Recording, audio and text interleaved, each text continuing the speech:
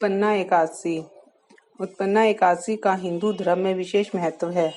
पौराणिक मान्यताओं के अनुसार इसी दिन एकादशी माता का जन्म हुआ था, इसलिए इसे उत्पन्ना एकादशी के नाम से जाना जाता है।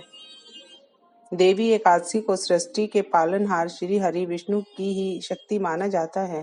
कहते हैं कि इस दिन मां एकादशी ने उत्पन्न होकर अति बलशाली और अत्याचारी राक्षस मुर का वध किया था। इस दिन स्वयं भगवान विष्णु ने माता एकादशी को आशीर्वाद देते हुए इस व्रत को पूजनीय बताया था। माना जाता है कि इस एकादशी के व्रत के प्रभाव से सभी पापों का नाश हो जाता है। पौराणिक कथा के अनुसार सतयुग में मुर नाम का दैत्य उत्पन्न हुआ। वह बड़ा बलवान और भयानक था। उस प्रचंड दैत्य ने इंद्र, आदित्य, वसु, वायु, अग्नि आदि सभी देवताओं को हराकर उनको स्वर्ग से बाहर कर दिया। तब इंद्र सहित सभी देवताओं ने भयभीत होकर भगवान शिव से सारा वृतांत कहा और बोले, हे कैलाशपति, मुर दैत्य से भयभीत होकर सब देवता मृत्यु लोक में फिर रहे हैं। तब भगवान शिव ने कहा, हे देवताओं, तीनों लोकों के स्वामी, भक्तों के दुखों का नाश करने वाले भगवान विष्णु की शरण में जाओ, वे ही तुम्हारे दुखों को दूर कर सकते हैं। शिवजी के ऐसे वचन सुनकर सभी देवता क्षीर सागर में पहुंचे। वहां भगवान को शयन करते देख हाथ जोड़ कर विनती करने लगे, हे देवताओं द्वारा स्तुति करने योग्य प्रभु, आपको बार बार नमस्कार है। देवताओं की रक्षा करने वाले मधुसूदन, आपको नमस्कार है। आप हमारी रक्षा करें। दैत्यों के भयभीत होकर हम आपकी शरण में आए हैं। आप इस संसार के कर्ता, माता पिता, उत्पत्ति और पालन करता और संहार करने वाले हैं। आप सबको शांति प्रदान करने वाले हैं। आकाश और पाताल भी आप ही हैं। सबके पितामह ब्रह्मा, सूर्य, चंद्र, अग्नि, सामग्री, होम, आहुति, मंत्र, जप, तप, यजमान, यज्ञ, कर्मकर्ता, भोक्ता भी आप ही हैं। आप सर्वव्यापक हैं। आपके सिवा तीनों लोकों में चर तथा अचर कुछ भी नहीं है। हे भगवान, दैत्यों ने हमको जीतकर स्वर्ग से भ्रष्ट कर दिया है। हम सब देवता इधर उधर भागे भागे फिर रहे हैं। आप उन दैत्यों से हम सब की रक्षा करें।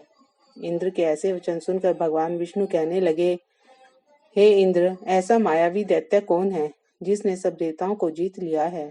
उसका नाम क्या है? उसमें कितना बल है? किसके आश्रय में है?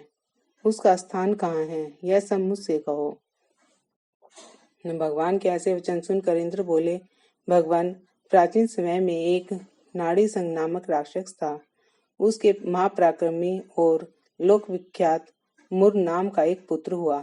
उसकी चंद्रावती नाम की नगरी है।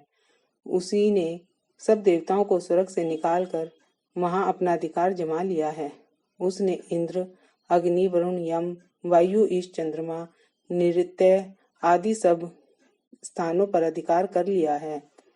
सूर्य बनकर स्वयं ही प्रकाश करता है, स्वयं ही मेघ बनकर बैठा है, सबसे अजय है। हे असुर निकंदन, उस दुष्ट को मारकर देवताओं को अजय बनाइए। यह वचन सुनकर भगवान ने कहा, हे देवताओं, मैं शीघ्र ही उसका संहार करूंगा। तुम चंद्रावती नगरी जाओ। इस प्रकार कहकर भगवान सहित सभी देवताओं ने चंद्रावती नगरी की ओर प्रस्थान किया। उस समय दैत्य मुर सेना सहित युद्ध भूमि में गरज रहा था। उसकी भयानक गर्जना सुनकर सभी देवता भय के मारे चारों दिशाओं में भागने लगे। जब स्वयं भगवान रणभूमि में आए तो दैत्य उन पर भी अस्त्र शस्त्र आयुध लेकर दौड़े। भगवान ने उन्हें सर्प के समान अपने बाणों से बीन डाला। बहुत से दैत्य मारे गए, केवल मुर बचा रहा। वह इधर उधर भागने लगा, भगवान के साथ युद्ध करता रहा। भगवान जो भी तीक्ष्ण बाण चलाते, वह उसके लिए पुष्प सिद्ध हो जाते। उसका शरीर छिन्न भिन्न हो गया, किंतु वह लगातार युद्ध करता रहा। युद्ध कई वर्षों तक चलता रहा, किंतु मुर नहीं मरा, न ही हारा। भगवान थक कर बद्रिका आश्रम चले गए। वहां हेमवती नामक सुंदर गुफा थी। उसमें विश्राम करने के लिए भगवान उसके अंदर प्रवेश कर गए। उसका एक ही द्वार था। भगवान विष्णु वहां योग निद्रा की गोद में सो गए। मुर भी पीछे पीछे आ गया। और भगवान को सोया देखकर मारने के लिए दौड़ा। तभी भगवान के शरीर से एक कांतिमय रूप वाली देवी प्रकट हुई। देवी ने राक्षस मुर को ललकारा, युद्ध किया और उसे तत्काल ही मौत के घाट उतार दिया।